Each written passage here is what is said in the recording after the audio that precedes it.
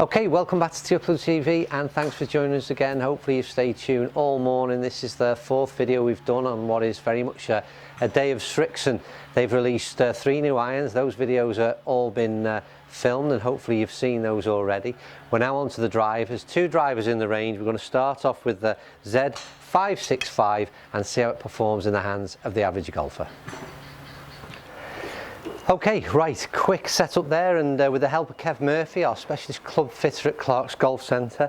We're on Miyazaki shafts here with the Srixon. That's the options you get, and it's not something I'm particularly familiar with, but Kev has suggested this 65-gram stiff shaft is similar to something that I currently use, so hopefully we're good to go there. Right, so this is Z565. Probably aimed at average golfer, I would suggest. There's the 765, which is the higher swing speed, club head speed. That's the kind of aimed at that type of player or type of swing.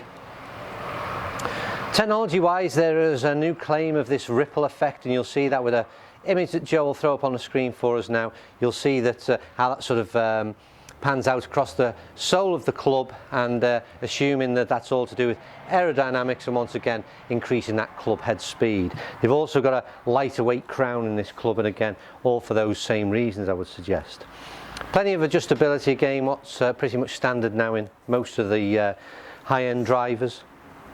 We're using 9.5 degree set up as a standard loft, so we'll see how we fare with that. In terms of aesthetics, it's very much a classy high gloss finish. On the bottom it's high gloss and a bit of nice shiny chrome and minimal markings, which seems to be order of the day at the moment. So it looks very much classic in its looks, and I like it. Sits very much minimal offset, I would suggest, from when it's sat behind the club head. However, it does suggest that it favours a slight draw bias, so I don't need any help with draw bias, because that's my draw bias would end up as a snap hook, so let's hope I'm not doing that today. Anyway, let's see, we're on flight scope this morning for the driver up at Clark, so let's hit some balls and see how we fare in terms of performance. That's a nice start, Joe. Yeah. long carry, probably slightly right of target, I would suggest, which it is. Yeah. Not a lot off, to be fair. We'll wait for some numbers. I'm going to keep glancing back to flight scope this morning. I'm normally talking to Joe.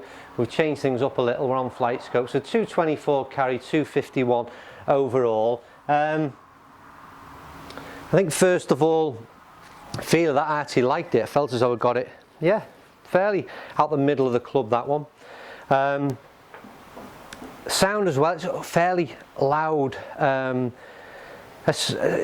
don't know. It wasn't off-putting. It was because I'm not keen on a sort of the gunshot going off, but it was okay. Oh, that's nice, Joe. Yeah. Again, it's a bit loud, I would say, but not as a negative. Feel-wise, again, looks to be very similar at the same position. Same shape of shot, because I don't want to draw bias, because I'm again, if you watch the average golfer quite often, it's a snap hook is my pattern, and these have got a slight fade on them. But that run out 214 carry, less carry, but the run out was significant, 261.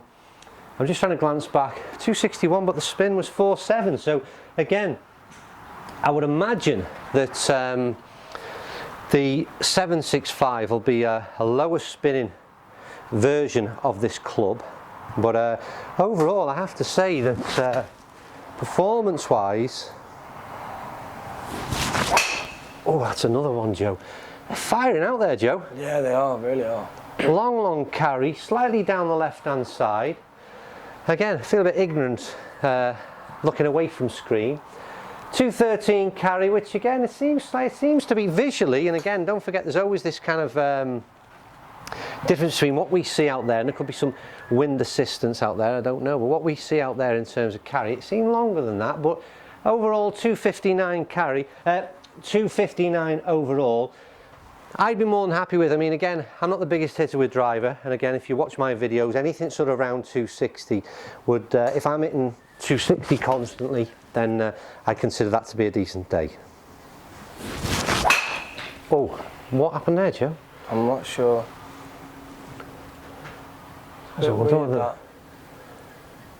I don't know whether the golf ball was cracked or what, because that just took a nosedive as soon as it come off the club face. So we'll ignore that one. Yeah.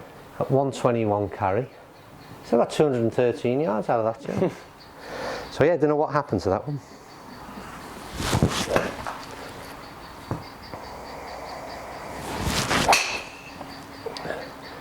Again, tug down that left-hand side a little, but I mentioned the sound, and it's a kind of, it is quite loud, but it's a nice feel to it, and it certainly does feel as though you're getting plenty of assistance. I mean, again, there was a low ball flight came out of there, not the best of swings, only 180 carry, but still managed to get, what was the final number on it, Joe? 254.